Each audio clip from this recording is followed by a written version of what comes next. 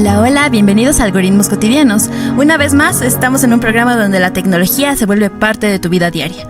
Yo soy Alejandra y junto con mis compañeros Pablo y Sofi vamos a hablar un poquito más sobre cómo es el viaje del mundo digital y un poquito más del tecnológico. Hoy tenemos un episodio muy especial, donde vamos a hablar de algo que quizás piensas que no está en tu día a día y no está a simple vista. Para lo que está detrás de casi todo lo que consumes, usas y más, está la automatización industrial. ¿Curiosos? Pues quédense con nosotros. Gracias, Ale, por esa introducción. Justamente el tema del día de hoy que se va a tratar es automatización industrial. Un tema bastante interesante, ya que vamos a ver cómo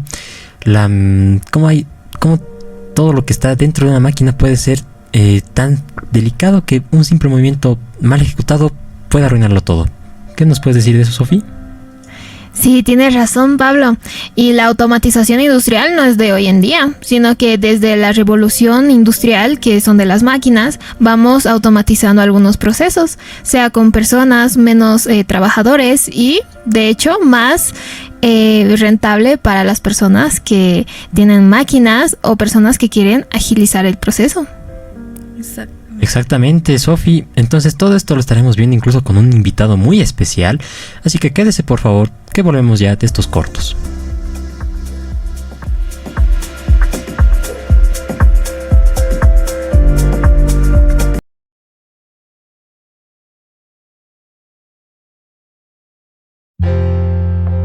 La historia de Sadako y las 1000 grullas. Sadako era una niña que nació en Japón. Ella creció con mucha energía y amor por la vida. Un día, mientras jugaba, empezó a sentirse mal y cayó al suelo. Después de unas evaluaciones médicas, le diagnosticaron leucemia. Se cree que fue a causa por la radiación de las bombas atómicas de Hiroshima y Nagasaki. Su mejor amiga, Shizuko Hamamoto, le recordó entonces una vieja leyenda que dice que puedes pedir un deseo a los dioses si haces 1000 grullas de papel. Fue en ese momento que Sadako decidió hacer las 1000 grullas, pero pensó que no sería justo pedir solo por su salud. Ella pidió que todos los niños enfermos con leucemia se recuperen en un mundo de paz. Usando los papeles de los botes medicinales y otros que encontraba botados, ella llegó a completar 644 grullas. Desafortunadamente, el avance de su enfermedad impidió que llegue a su meta, falleciendo el 25 de octubre de 1955, a la edad de 12 años. Hoy en Japón y en Bolivia recordamos la memoria de Sadako, llenando los hospitales y plazas con grullas, para intentar recuperar el ejemplo de esta niña que sobre todas las cosas decidió creer. No concentrándose en el resultado, que siempre estuvo en su corazón, sino en el maravilloso poder de intentar. Ahora te toca a ti.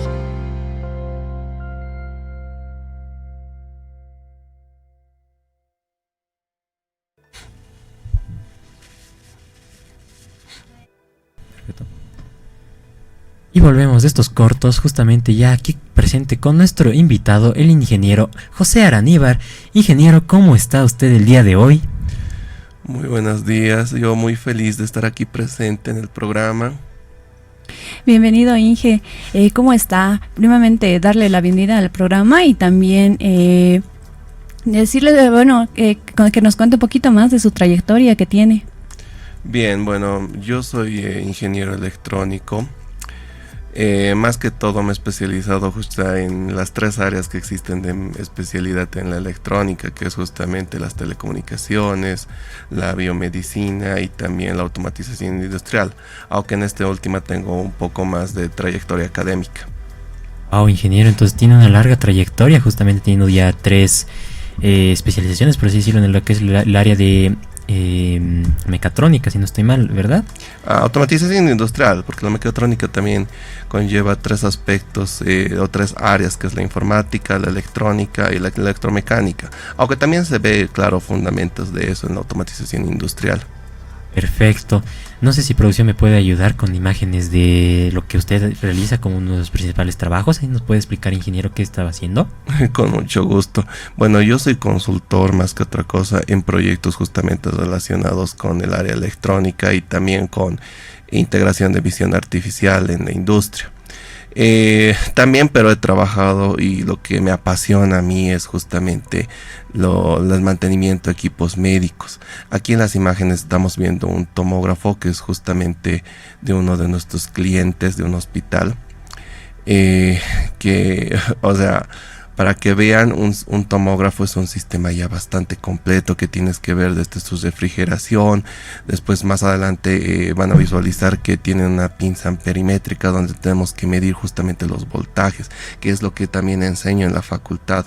Al hablar con mis estudiantes, como justamente se puede ver en la imagen, no trabajan los equipos electrónicos con cualquier voltaje. Yo no me puedo inventar que trabajen con 7 voltios, que trabajen con 12, ya están estandarizados eso en la industria, y especialmente cuando hablamos de manejo de placas madre, de tarjetas, de controladores, tenemos ya voltajes de 3.3 voltios, 5 voltios, 12 voltios, justamente para ciertas acciones. Eso para la parte de control. Para la parte de potencia, bueno, ya tenemos el 220, ya tenemos otro tipo de voltajes. Entonces es impresionante, la verdad, cómo hacemos el mantenimiento. Parece complicado, la verdad, pero no lo es. Es básicamente como hacer el mantenimiento a una laptop o a una computadora. Claro, sí, pero conlleva que es un equipo mucho más grande y también hay que ver su refrigeración. No se olviden también que yo dicto la materia de informática de sistemas y ahí también vemos tipos de refrigeración activa, pasiva. Entre la pasiva tenemos justamente los equipos que trabajan con refrigeración líquida, y en este sistema, que es un tomógrafo, también utilizamos una refrigeración líquida, donde estudiamos también cuál es la característica que diferencia, por ejemplo, un anticongelante de cualquier tipo de líquido. También les enseño, por ejemplo, que el glicol es uno de los refrigerantes más utilizados en la industria, pues es un buen refrigerante.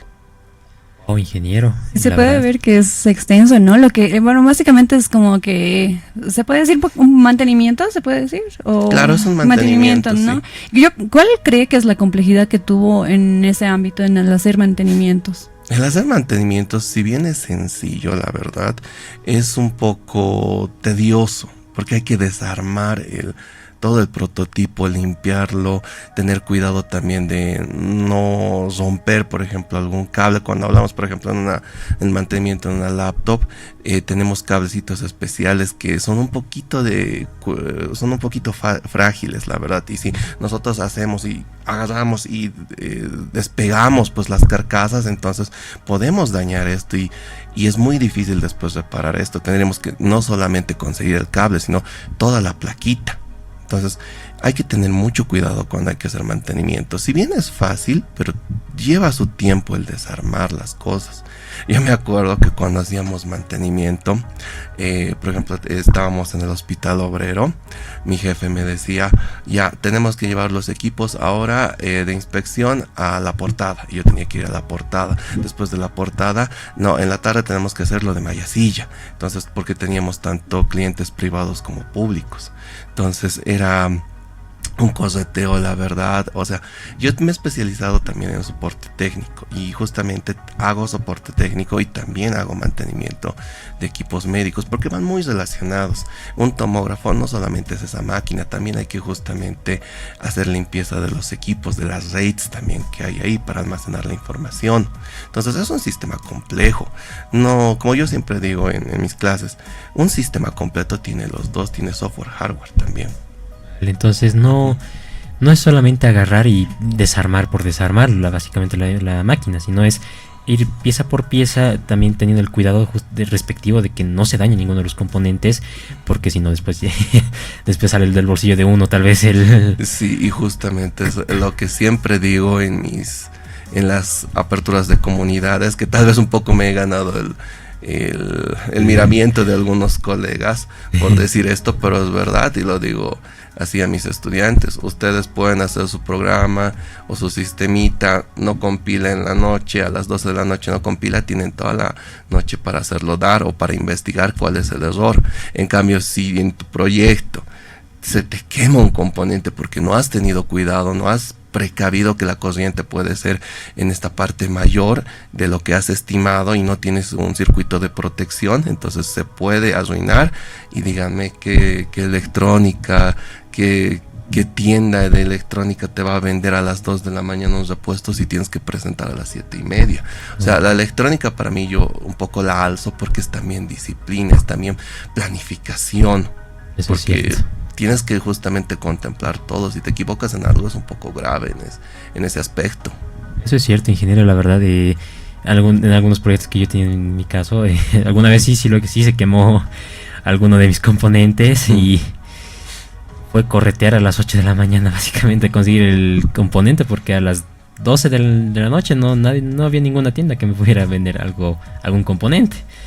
La verdad es que eso es cierto, ingeniero, tiene que ser muy planificado. Y yo creo que también es un poco complejo, ¿no? Porque hay ciertas cosas que no hay acá en Bolivia y digamos, sí, o sea, arruina y es muy difícil conseguirlo. Y ahí hay uno aquí que tengo una duda. ¿Cuánto tiempo le costó? O bueno, ¿cuánto tiempo tarda usted en hacer algún mantenimiento de esta magnitud? Porque se puede ver que tiene muchas partecitas y es muy complejo y es muy tardado. Pues básicamente, a ver, depende también de la complejidad de lo que estamos hablando. O sea, cuando hablamos de mantenimiento de equipos médicos tenemos que ver también si el equipo es rayos X, si es un resonador magnético, si es un tomógrafo, también de cuántos cortes. Entonces, más o menos podríamos tener una media de 2-3 días, porque también en la parte de medicina tenemos que comprender que como estos equipos son caros, hablando por ejemplo de un resonador magnético, que es una de las máquinas más complejas que existen en la parte de imagenología en un hospital, requiere es mucho más preciso que un tomógrafo primeramente. Entonces los hospitales siempre compran uno, no compran varios, porque también un equipo cuesta caro. Entonces yo también me dedico justamente a hacer importaciones de eso. Entonces cuesta carísimo un equipo. Vender uno de esos equipos es un logro literalmente, ¿ya? Y la gente, a mí me da pena la verdad, o sea, como tiene que hacer filas, esperar. O sea, por eso también un poco nos apresuramos en el mantenimiento, porque hay que dar continuidad al sistema de salud. No le puedo decir a la persona que, pongamos un caso bien extremo, que tiene cáncer, entonces no le puedo decir espere, tal vez no es un cáncer terminal, está haciendo metástasis ya, eso quiere decir que tenemos que actuar rápido. Entonces los mantenimientos tenemos que hacerlo lo más pronto posible cuando hablamos de equipos médicos, porque siempre tenemos esa emergencia, esa necesidad de una tomografía, de unos rayos X, tal vez por ejemplo para el área de odontología, para solo chequearse una caries o quererse sacar una muela.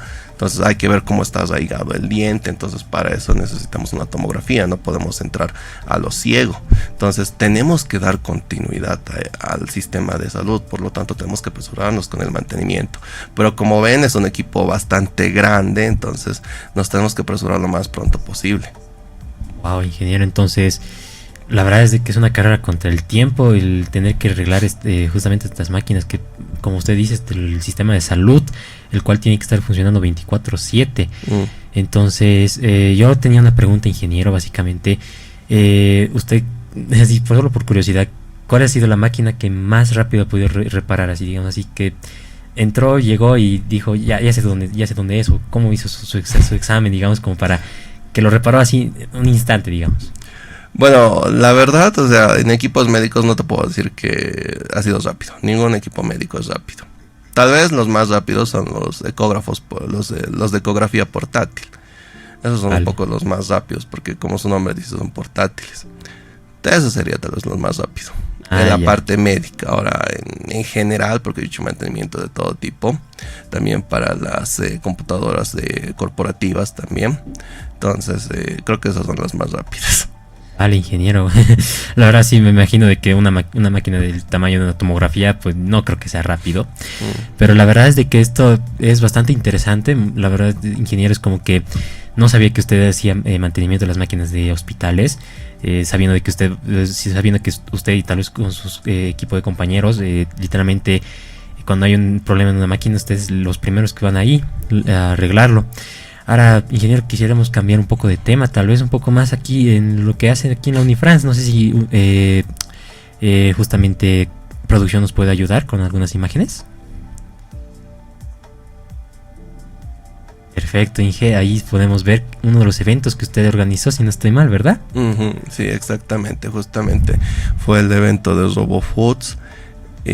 Fue un evento muy bonito, la verdad. Yo en la Unifrance estoy muy agradecido porque he podido justamente realizar varios proyectos que tal vez no he tenido el apoyo cuando estaba en mi etapa de licenciatura.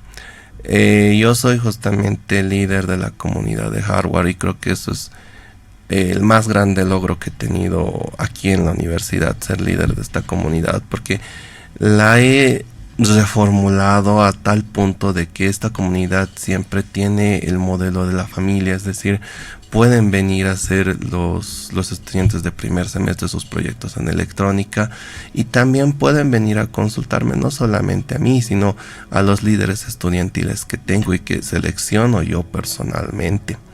Porque algo que un poquito molesta tal vez de la pública es que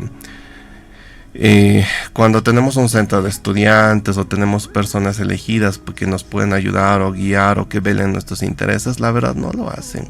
Es más política, es más, perdonen la expresión, pero ligar chicas, literalmente. Los chicos más están para eso. Entonces, no hay ese compañerismo, no hay esas ganas de enseñar, de aprender, de explorar más allá, de justamente escuchar ideas y ir más allá de lo convencional. Muy bien, ingeniero, la verdad es de que, como usted dice, eso es cierto, ¿no? Eso he visto también un poco, bueno, escuchado mejor dicho, de las universidades públicas, que lo que sería su centro de estudiantes no apoya mucho a los ideales de los docentes o algunas actividades que podrían ser bastante divertidas o bastante bonitas de realizar, justamente como usted lo mencionó aquí con el evento de los Foodbots. La verdad es de que este evento yo al menos no lo pude ver, pero a lo que pude escuchar de usted, la verdad es que debió ser un evento bastante agradable de poder realizar, incluso de ver incluso cómo los estudiantes han estado realizando todos sus prototipados de los mecanismos, al igual de cómo se han ido armando los diferentes robots.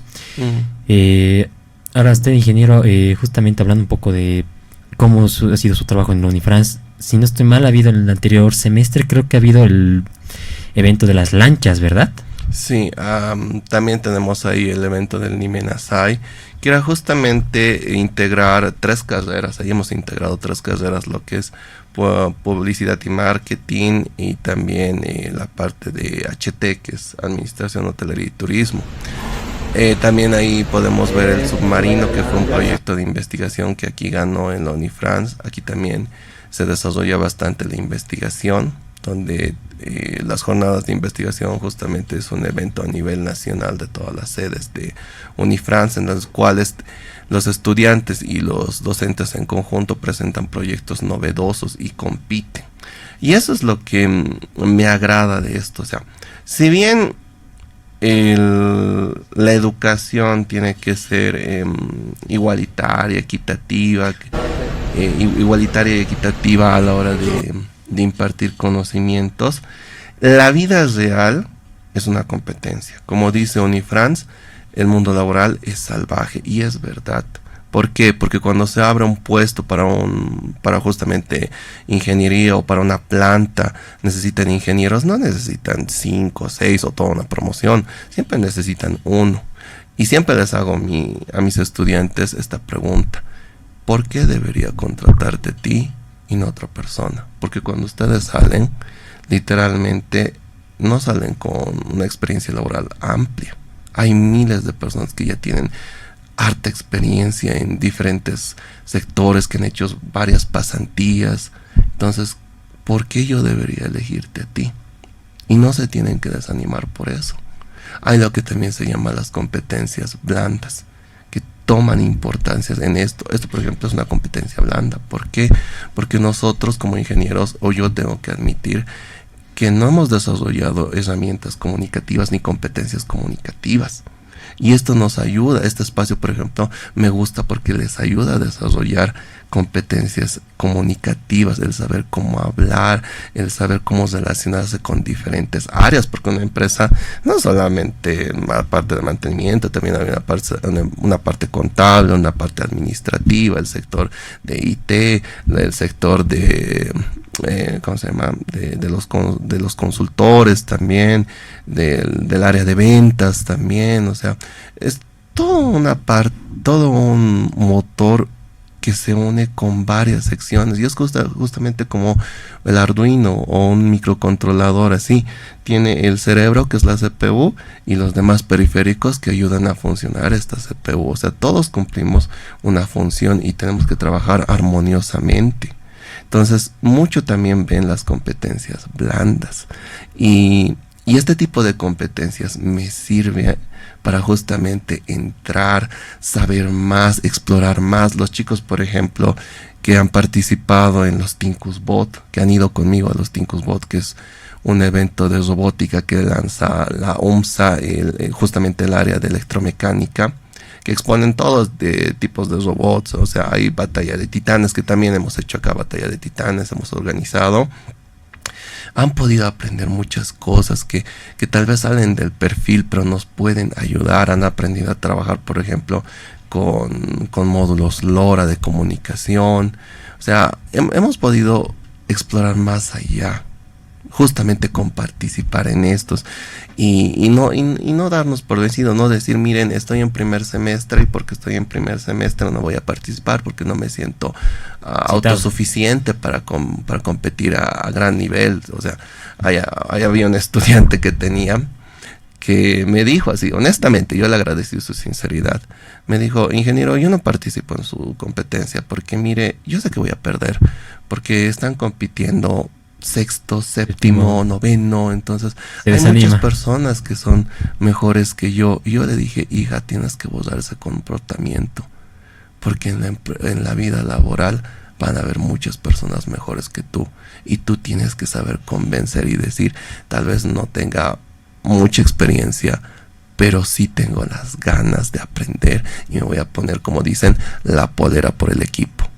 La verdad es que eso es cierto, ingeniero, y no lo voy a negar. Yo algunas veces un poquito me he desanimado cuando la competencia de la noche. Yo no participé más que todo por el tema económico, pero sí un poquito me desanimé por el hecho de que sabía que iba a estar semestres superiores y no me sentía suficiente, la verdad, para participar. Pero sé que otros compañeros míos han llegado a participar en esa competencia. Y la verdad me alegró mucho ver de que, incluso sabiendo de que ellos estaban en primer semestre, hicieron todo lo posible a su alcance para poder realizar un proyecto funcional, la verdad.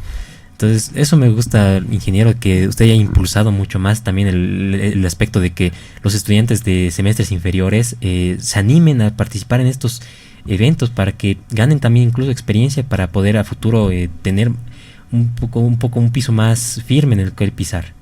Mira, aparte de eso, justamente hablando del primer semestre, yo una gestión, no recuerdo, la 2024,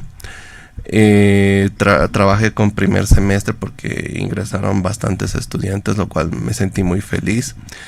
Son chicos reanimados, la verdad. O sea, trabajar con primer semestre es trabajar con una fuerza grande, ya, pero esa fuerza hay que moldear también, porque una fuerza caótica tampoco es muy buena en cualquier aspecto. Sabes, habían dos chicos que me acuerdo justamente de ellos y con mucho cariño, que estando en primer semestre dijeron, ya, yo voy a participar en esto, voy a participar en la comunidad, y tenían un poco miedo porque no conocían a nadie.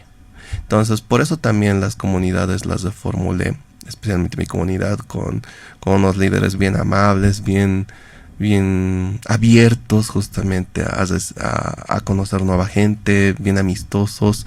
Entonces yo les junté con dos personas más que eran de cuarto semestre, me acuerdo.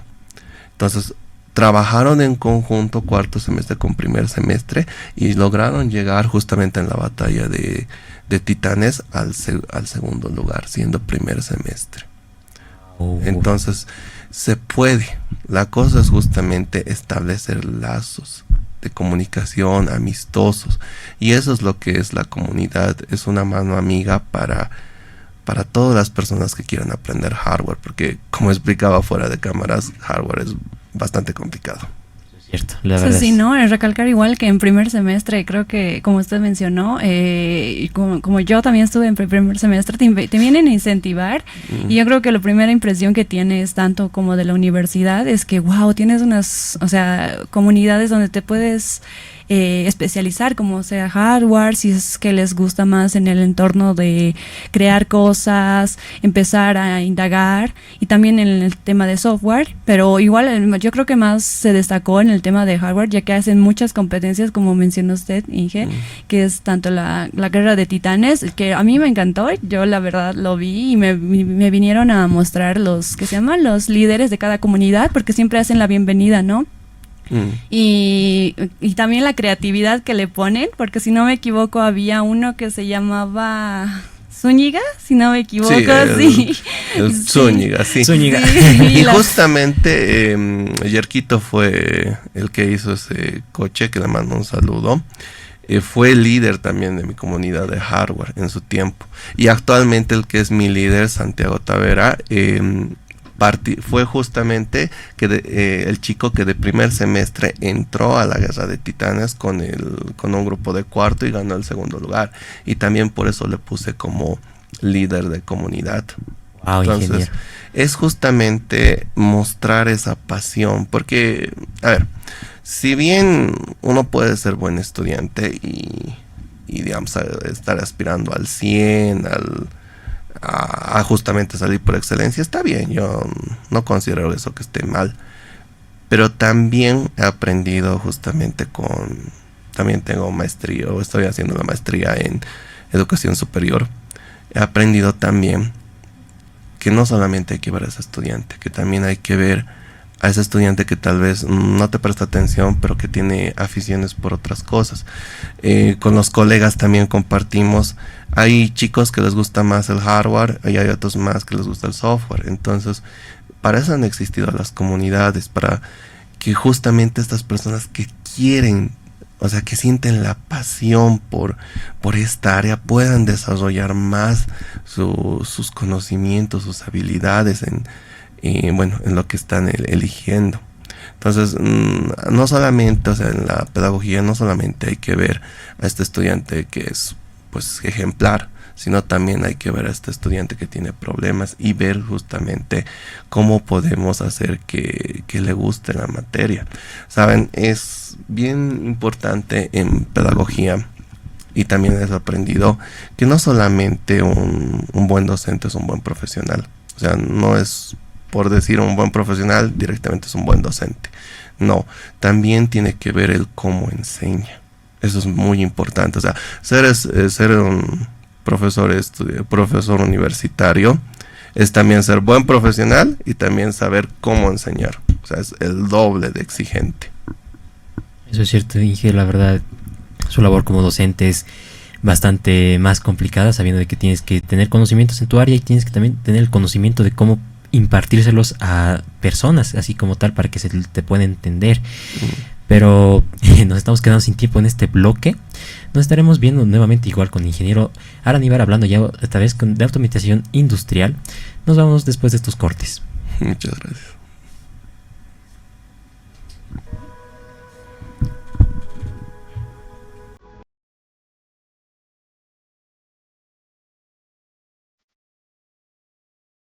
¿Cómo hacer una grulla de papel? Estos son los pasos para hacer una grulla de papel. Paso 1. Doblar la esquina superior hacia la esquina inferior contraria. Debes marcar el doblez y repetir el paso con el otro lado.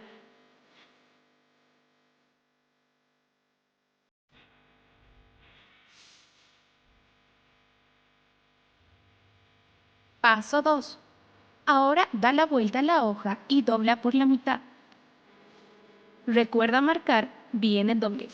A continuación, abres el papel y vuelves a doblar por la mitad desde el lado opuesto. Paso 3. Luego dobla el papel hacia el centro y hacia abajo. De esta forma obtendrás un cuadrado más pequeño. Paso 4. Observa la parte de la figura donde se puede abrir. Toma esa punta y dobla hacia el centro del cuadrado, formando un triángulo de base larga. Haz lo mismo con la otra punta del triángulo. Paso 5. Enseguida, da la vuelta al cuadrado y repite los mismos pasos, de modo que sea igual en ambos lados. Paso 6. Abre todos los laterales de ambos lados y a continuación lleva la punta hacia arriba y por los costados haz un doblez hacia la parte interna de la figura. Ten mucho cuidado y marca bien los dobleces.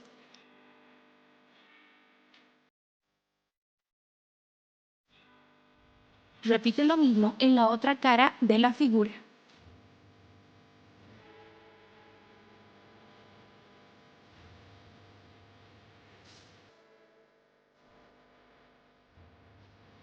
Te darás cuenta que te quedará 2 patas sueltas. Paso 7.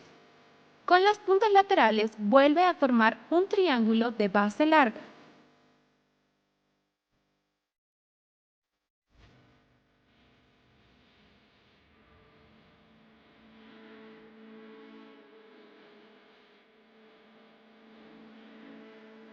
Realiza el mismo paso en ambas caras de la figura.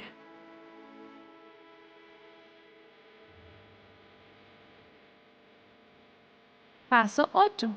Abre el espacio que existe entre una de las patas sueltas y con mucho cuidado doblar hacia la parte interna y realizar un doblez. De esta forma obtendrás la cola de nuestra grulla. A continuación, realiza el mismo paso y tendrás la cabeza de la grulla. Paso 9. Enseguida, marca el cuello de la grulla y haz un doblez de modo que se quede en la forma que queremos. Paso 10. Debes abrir las alas por ambos lados y con mucho cuidado estirarlo bien. ¡Listo! Ya tienes tu grulla de papel. Ahora podemos realizar 1000 grullas y pedir un deseo de bien para nuestro mundo.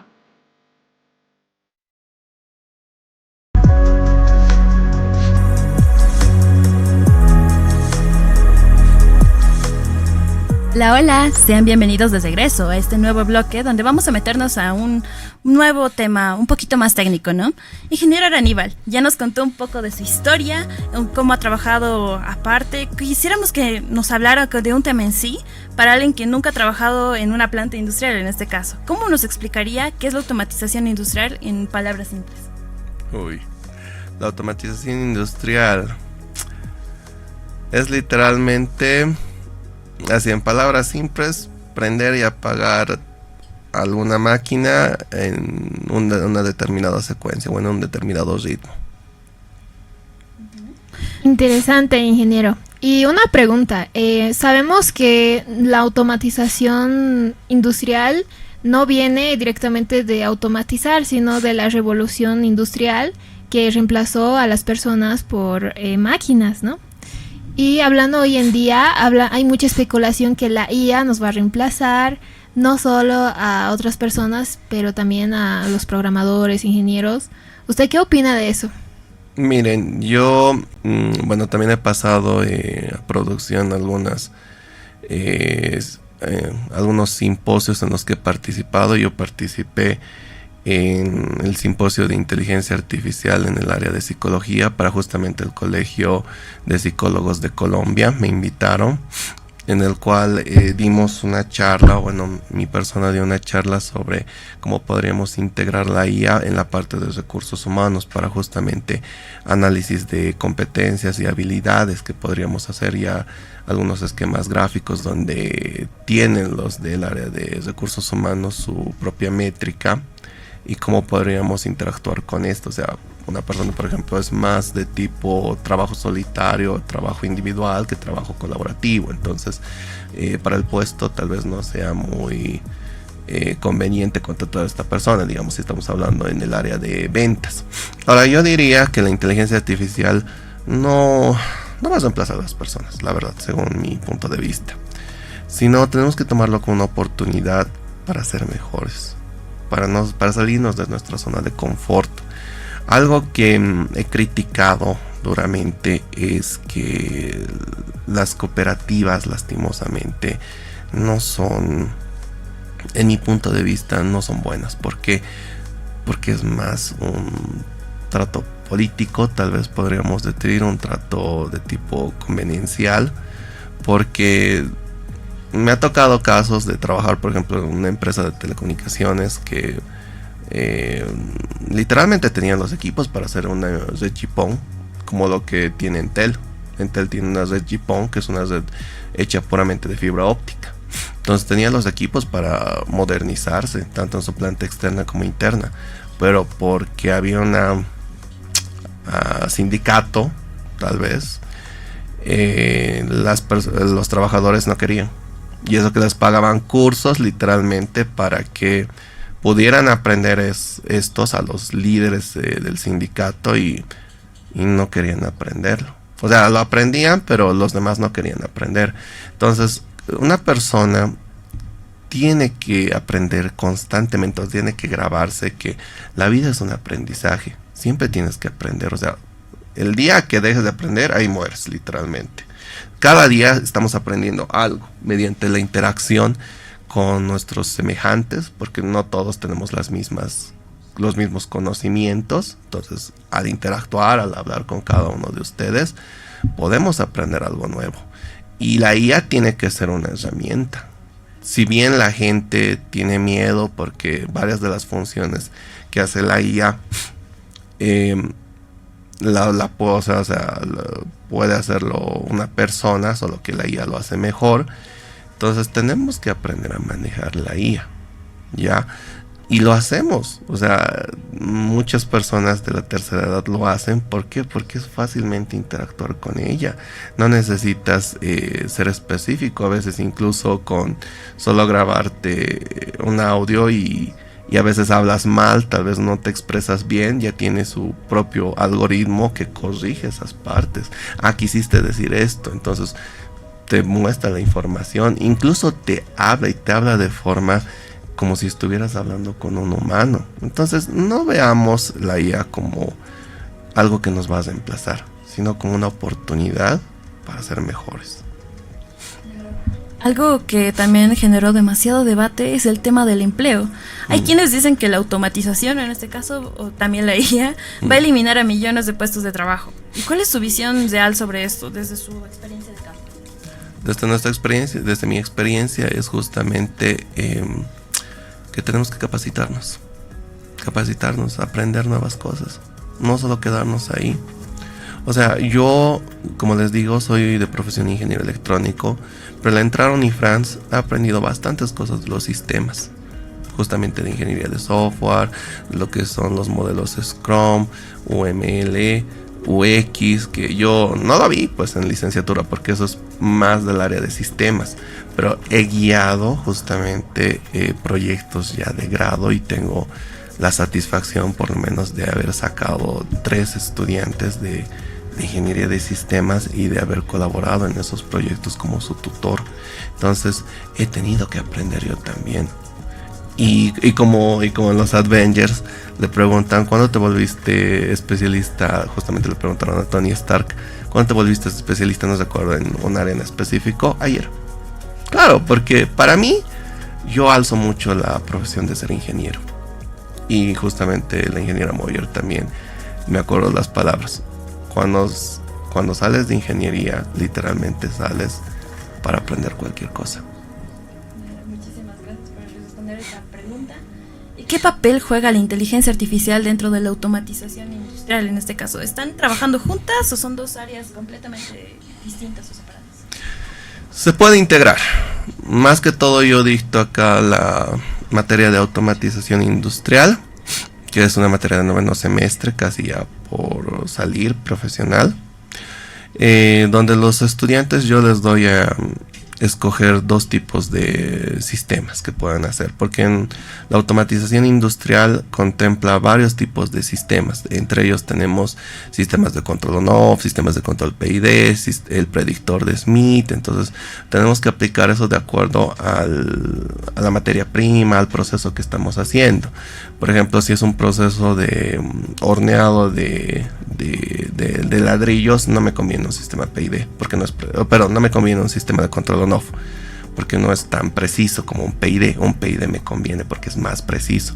Ahí en esa planta, como lo estoy especificando, tiene que estar a una temperatura exacta, porque si no, si es más del rango de temperatura deseada, se puede quemar el ladrillo y perdemos todo el lote, o si es menos, no se cuece y está crudo y no se forma el ladrillo. Entonces estaríamos perdiendo materia prima.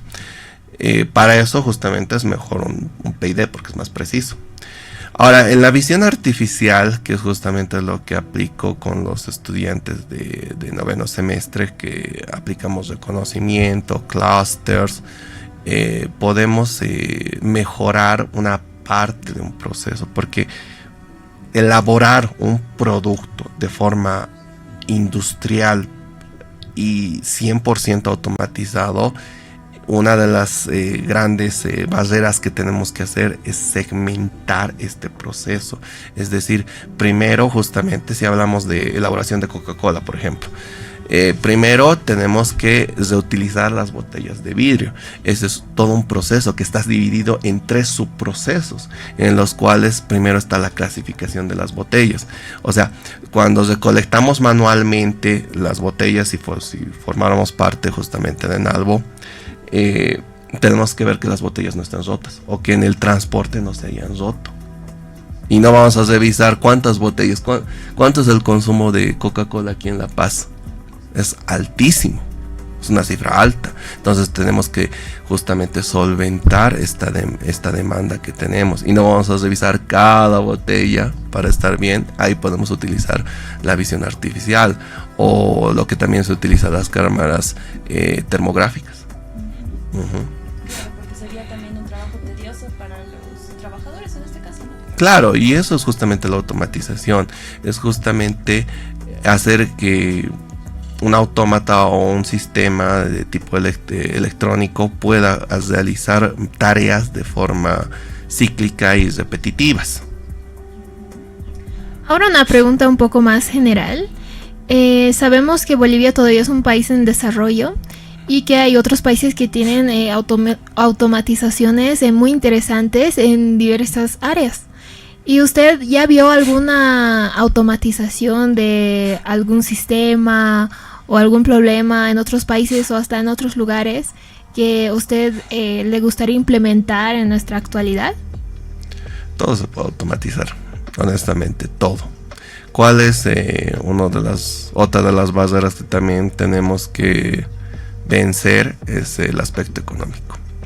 Mientras más automatizado o más automatizado está el proceso, conlleva un fuerte aspecto económico, porque las máquinas que justamente van a controlar eso, de acuerdo al controlador y de acuerdo a los actuadores, los sensores que adquiramos, va a ser más complejo el costo monetario. Entonces ese es el principal problema aquí en Bolivia, yo diría. Si usted tuviera la oportunidad de tal vez recomendar a las empresas o una región que no han dado un paso hacia la automatización, ¿por dónde deberían empezar?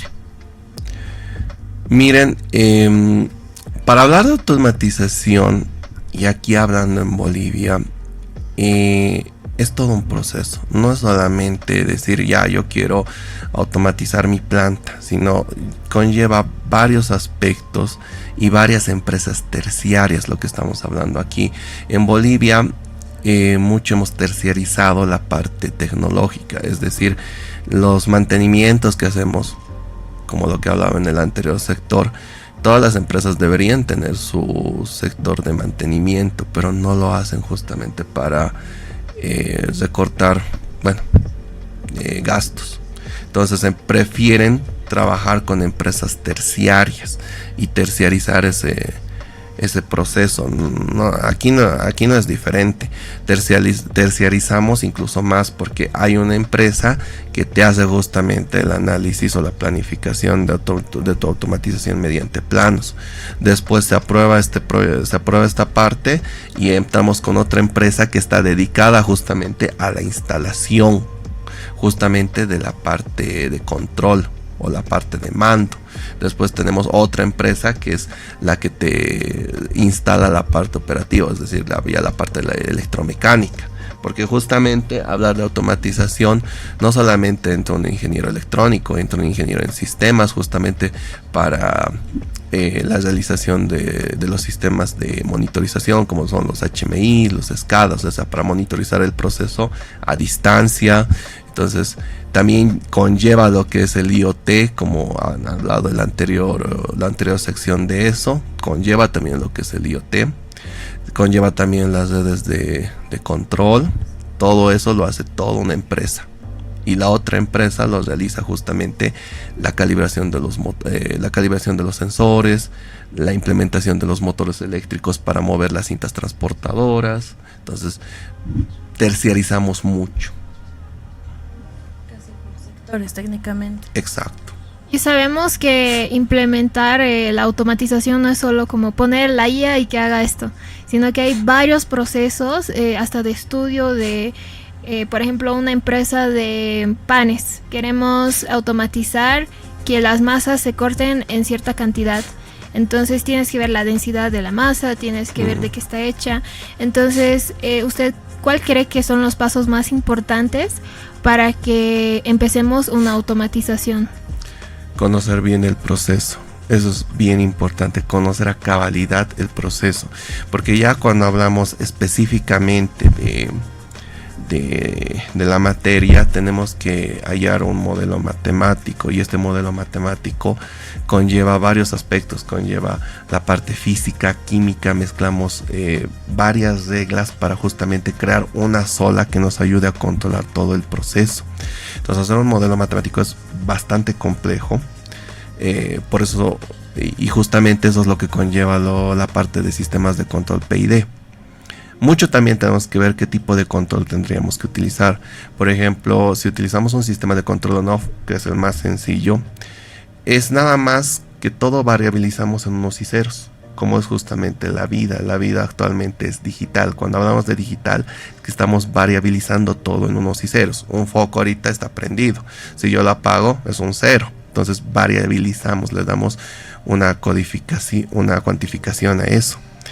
Ahora, también conlleva un aspecto importante el ambiente, porque justamente recordando las experiencias vividas, en una empresa minera había un sistema de control justamente con un PLC, donde lo implementábamos, pero no daba en la mina, no daba. Lo sacábamos del lugar, íbamos al laboratorio y hacíamos la prueba. Estaba perfecto. ¿Cuál era el problema? La humedad. La humedad, exacto. En la mina es húmedo el lugar. Bien húmedo. Sí, más que todo húmedo. Entonces eso hace que se oxiden los circuitos. Eso también hay que ver. No solamente tenemos que ver la temperatura, tenemos que ver también la humedad del ambiente. O sea, conlleva primero un conocimiento claro y específico de cómo se realiza este proceso de manera manual, o actualmente cómo lo están haciendo, para recién crear un autómata en el cual podamos mejorar esto, porque la automatización es esto, es darle un valor agregado a lo que ya está implementado. Es decir, vamos a tener más disponibilidad del producto. Es decir, ¿qué tal que no haya Coca-Cola? Creo que medio de La Paz estaría bien histérico. Bloqueo. Sí, bloqueo. Total. Con fuego. Porque todos, creo, tomamos Coca-Cola. Entonces tenemos que ver también la demanda que la sociedad nos exige como empresa. Entonces tenemos que también tener un stock, un restante también por si hay alguna variación. Entonces tenemos que ver stock, calidad también. O sea, la calidad sirve mucho. Mucho te destaca la calidad entre tu competencia. Entonces es un estudio muy general, no solo de los materiales que vas a usar, también del ambiente y también de las personas, si ellas van a usar eso realmente, o a veces uno por no ser tan acostumbrado a la tecnología prefiere hacer a la antigua y ni siquiera van a utilizar realmente. Entonces es un estudio muy general y como prever lo que puede pasar, lo malo que puede pasar. Exactamente. Pero cuénteme, y al final, ¿qué pasó con ese proyecto? En este caso, que por la humedad, en este caso, pues no funcionaba. ¿Que lo lograron arreglar? Claro, tenemos también que mejorar el ambiente, bajar la humedad o poner más protecciones. O sea, también en la industria hay lo que hablábamos, los protocolos. Hay muchos protocolos, no solamente al hablar de protocolos estamos hablando de la comunicación, también incluso de cómo hacer una, se me ha ido el nombre ahorita, una unión entre, por ejemplo, dos cables, así, una fusión entre los dos cables, también tienen sus normas para evitar justamente corrosiones o para evitar infiltraciones. Claro. Y entre tantos ejemplos que nos dio, nos puede brindar otro ejemplo por si acaso, ¿cuál fue el proyecto más impactante de automatización industrial que usted ha visto o ha implementado? Algo que realmente le haya sorprendido en sí. Aquí en la universidad, por ejemplo, puedo hablar del proyecto de investigación que hicimos el anterior semestre, que era un sistema inteligente de detección de huevos de araña para producción para la exportación de bananas en los yungas. Ese fue un proyecto bastante interesante que también fue premiado aquí en la universidad. ¿Por qué? Porque en el sector justamente de los yungas tenemos las bananas, pero estas bananas por el mismo trópico, por la misma selva, pueden haber arañas por eso se llama araña bananera, donde hace ahí sus nidos. Y como es un racimo grande y está elevado, la persona no ve pues dónde está la araña porque se oculta. Había un video bien interesante que yo les mostré a los estudiantes para motivarles a resolver esta problemática, donde un trabajador estaba cargando este racimo y sintió una mordedura. Y había sido de una araña, porque había estado con huevo y había estado obviamente defendiendo sus crías. Entonces el veneno de esta araña puede matar. Ahí ya conlleva mejorar esta producción para que los trabajadores no tengan un riesgo de un accidente o de la muerte. Eso también conlleva la automatización, como les digo, un valor agregado, es agregar algo más, una protección, una seguridad, la calidad, el stock a nuestro proceso actual. Es muy interesante lo que usted dice, ingeniero. Por el día de hoy vamos a estar encerrando la entrevista. Agradecerle mucho al ingeniero Araníbar por darnos esta charla tan interesante que es la automatización industrial. Y también comentarles que al próximo programa vamos a estar activos también. Muchas gracias, ingeniero, y espero verlo de nuevo. De verdad, muchísimas gracias a usted por haber acompañado tanto a nuestro equipo en este día de hoy, ¿no? Muchas gracias por la invitación. Yo con gusto, siempre me ha gustado compartir las experiencias, los conocimientos que he adquirido y que también ustedes también me alimentan de conocimiento. La comunicación es eso, alimentarse, transmitir conocimiento.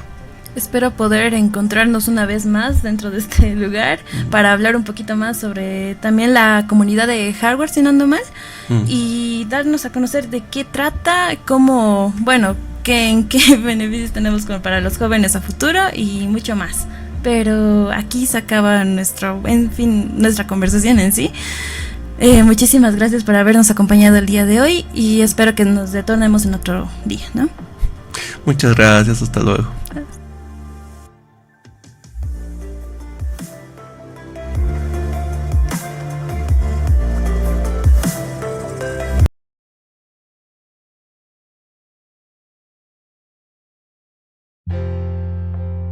historia de Sadako y las 1000 grullas.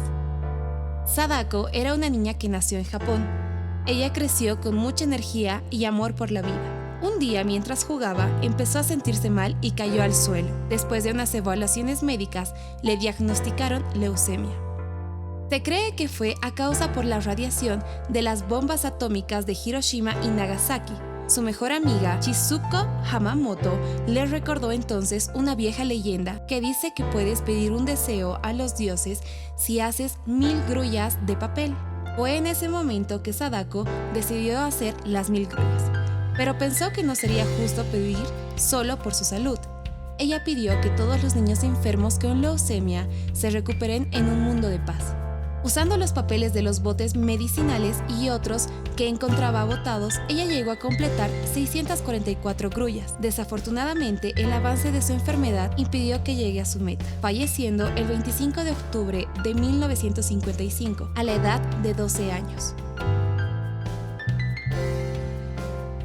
Hoy en Japón y en Bolivia recordamos la memoria de Sadako, llenando los hospitales y plazas con grullas, para intentar recuperar el ejemplo de esta niña que sobre todas las cosas decidió creer.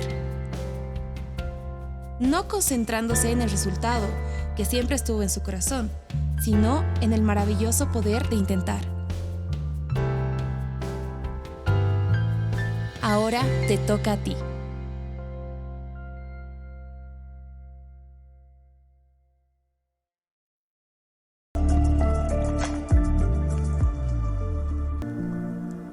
Y llegamos a nuestro último bloque de algoritmos cotidianos. El día de hoy el ingeniero Araníbal nos dio el placer de haberlo tenido en nuestro programa.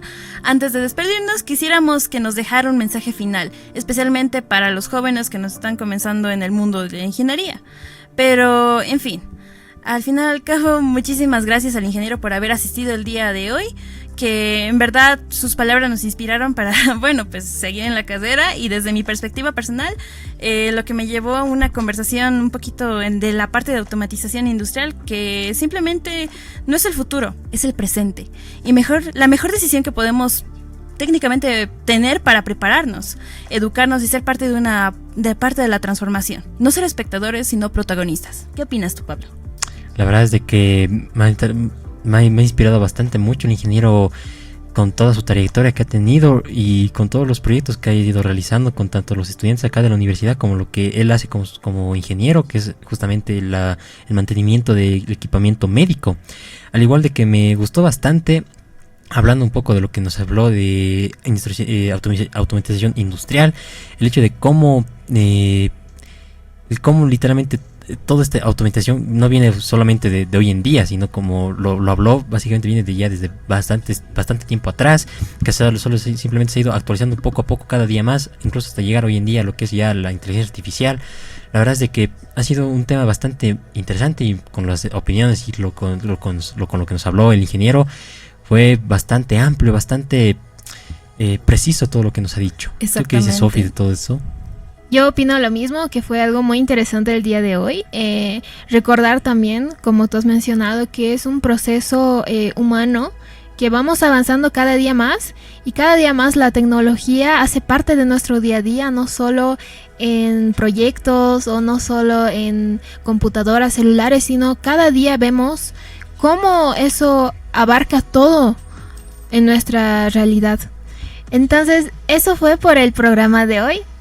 Quiero pedir que nos sigan acompañando en el programa, y también agradecerles a todos que han visto este programa hasta aquí. Nos vemos en una próxima vez. Adiós. Luego nos vemos Hasta en una luego. siguiente.